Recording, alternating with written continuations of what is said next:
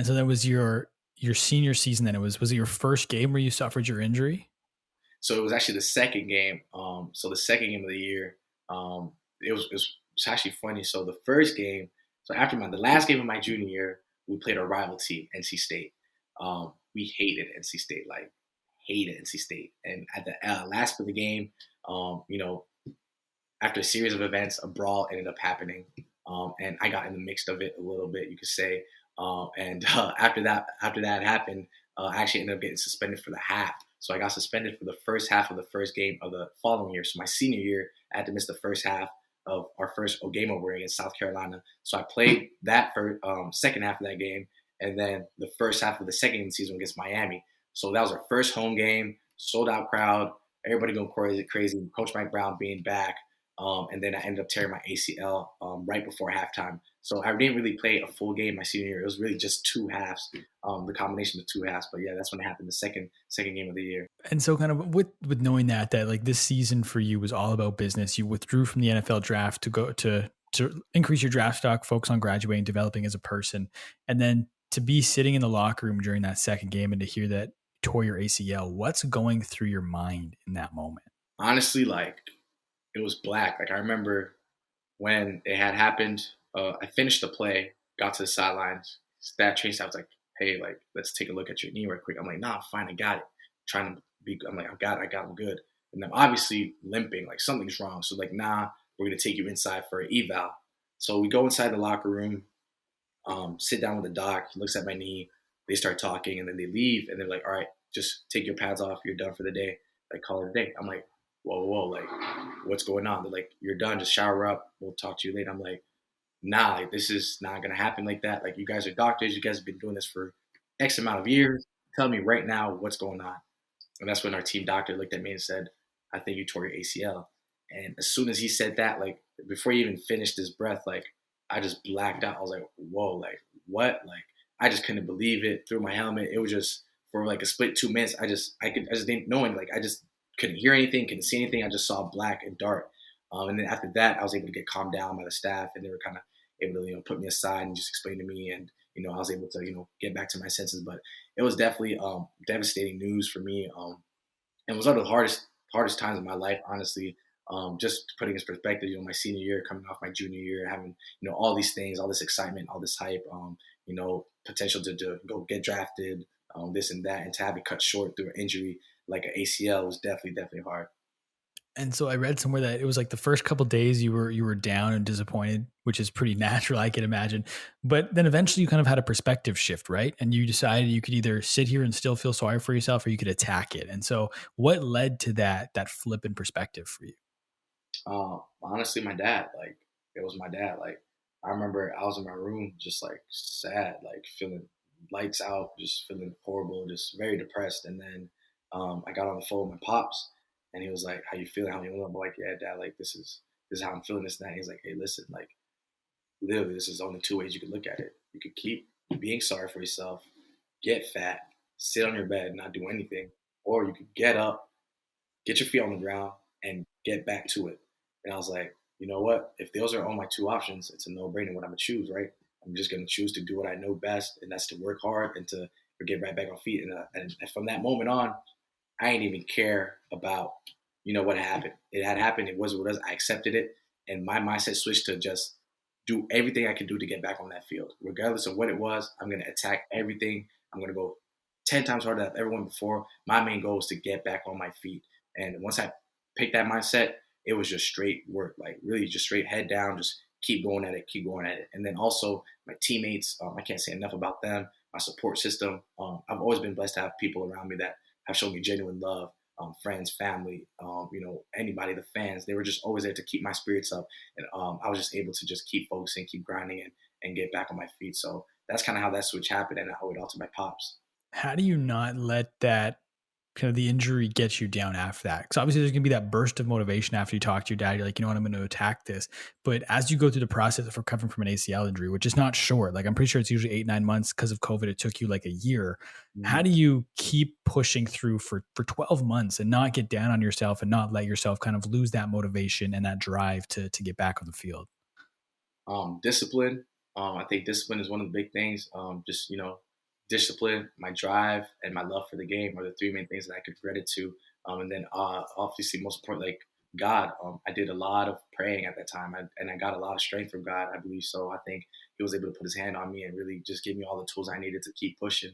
But at the end of the day, I had a dream, and that's to play professional football. That's always been my dream since I was a kid. And why stop now? I was so close. Why stop now? And I felt like I owed it to myself. I owed it to my parents. I owed it to my family. I owed it to the city of Ottawa to keep going. Like I could not quit. Like that was never an option for me. Like to quit and to just stop so short was just never an option. So just always having those daily reminders of what I'm doing. And I think one thing is important is regardless of whatever you're doing in life, is as long as you understand your why, that should serve as your motivation to get through anything. I understood why I was doing it, like why I was out here, why I was putting myself through this situation, why I was putting myself through these workouts, is to ultimately achieve this goal. So just throughout that whole process, those 12 months, obviously, you have your days where, you're a little bit more down than usual, but being able to pick back up and fall back on what you believe in it and your why, I think that served as my motivation. And then once again, just my friends, my supporting cast, like really, I think I wouldn't be able to. It's not something that you could do by yourself. Um, Definitely was very tough, but just having the encouragement, those text messages, keep doing your thing. We're seeing your progress. Just that also kept me motivated. So those things, all in all, just made it, the transition easy for me and just helped me keep on my grind. And so Ottawa has been there for you throughout your entire life. And the only time it wasn't there, and it was because of COVID, was when you were injured. And so you had to go back because you were home, but you had to try and go back to Chapel Hill. But because of COVID, the borders were closed. So you had to like appeal to the Canadian embassy or something like that to get back, right? Yeah, it was crazy. So when COVID first hit, it was like, panic everywhere. Like it was like a pandemonium. Like, everyone was like, "Oh my God, COVID-19, the end of the world," like blah blah. And I was like, "Whoa!" Like if the world's about to end, I'd rather end it with my family, right? Like I gotta go see home. I gotta go see my people that I love. So I was able to actually get a flight, go straight to Canada. My parents were like, "Yeah, we need you home. Like let's just all be together as a family, throughout the state because we don't know what's going on. It just hit everybody out of nowhere." So I flew back home. I think it was in March March. And then, got home and I was in the middle of my rehab process. So before that, prior to that, I was rehabbing each and every day, having sessions 2 times a day. Just, keep grinding, working. I was working and working. And then I got back home. I was like, all right. So we didn't really know what was going to happen. So I was having Zoom sessions with my trainer. So literally would go on Zoom on my phone, set up my phone somewhere in the house or outside. And they'd be like, all right, do this. They would walk me through a rehab session. They would do this. So like we were doing everything through Zoom.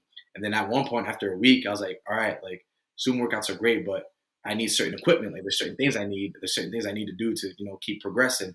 And unfortunately, everything was shut. Everything was locked down. Like everything was closed. I couldn't go to no clinic. I couldn't go to no physio place. I couldn't see no doctors. Like everything was just shut down. And I'm like, man, like I got to go back. Like I go back to at least UNC to where we have our team doctors where, it might not be open, but it's regulated at a certain point. Like I could have access to certain things that I don't have at home.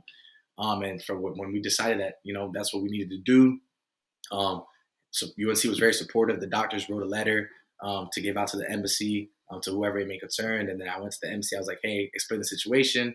I was a Division I athlete. I'm currently in the middle of my rehab process. We have a season coming up, this and that. And, luckily enough for me, they were very understanding. They were very supportive about it. And they made it happen where they allowed me to go, get back on a plane and fly back to the States. I remember I was on a commercial plane. There was only 2 people on it. Like all the seats were empty. It was just me and this other guy on a plane and, got back. And then I flew back in April and I haven't been home since. So this is my first time back home since that. So it's been like almost a year and a half. So yeah, that's kind of how all that had went down. Had there not been COVID, so if there had been no pandemic, would your eligibility have expired prior to this season? Um, it, it went, let's see. Yeah, it would have expired. Yeah, if it wasn't expired, because I would have had because I never redshirted. And the year that I got hurt was my redshirt year, and then the COVID season was my last final year. The my fifth year was my last year. So if we didn't have the extra COVID season by the NCAA, that would have been my career would have been done over this past season. Yeah. Okay, so you were able to come back and play end of last year then? Yeah. So I ended up, with perseverance, I ended up getting myself back on the field for I think I started 5 games. Was able to get there, but obviously didn't play a full year. Was still coming back, but I was able to get back on the field and going out there and showcasing my talent and performing. But just didn't have enough time. And then some teams that canceled games. It was just of a huge mess with the whole COVID situation, which is all messed up. So definitely was grateful for the opportunity when they granted everybody the extra year of eligibility. And so we've kind of talked about, you'd mentioned when you stepped on the field for your first game ever, there was obviously some nerves, and it's the first time in front of 90,000 people. What are the nerves like when you come back for the first time after a major injury? You know what I mean? 'Cause from my understanding, you hadn't had an injury anywhere like that before. So the Mhm. nerves have to be different, but they have to be there, right? When you step on the field for the first time. Most definitely. It was a feeling that I never felt before. That was probably the first time I was like, okay, like a little uncertain about things because especially being ACL and at the corner position, that's something that's not minor. It's a major injury. But I knew I worked hard to get back to where I was at, to get back to that point. And I knew I couldn't let it affect me, but I definitely had the crazy butterflies, coming back and just proving. Pretty much, it was just proving myself that I could do this. Like that's really what it was all about, just proving myself that I could go out there and just be the player that I was. And I was able to do that. Get back. Obviously, it took some time, but through pushing it, through keep working, being, my coaches helping me out, the staff helping me out, making me feel at 100%. That's one thing I always told myself. I wouldn't go out there unless I felt at 100%. So if there was anything that was wrong, I didn't want to. I didn't feel like I did my team justice if I was going there and half-assing anything. If I want to go out there, I want to be able to perform at the highest level I could. So every time I was out there, I felt good. Was able to move around well, but definitely was crazy nerves. But once that whistle blows and you're playing, you just forget about everything. You're just in there having fun and you're in the zone. So it was able to get past that pretty quickly. And so you got to play as a part of UNC's first Orange Bowl, right? First Texas A&M.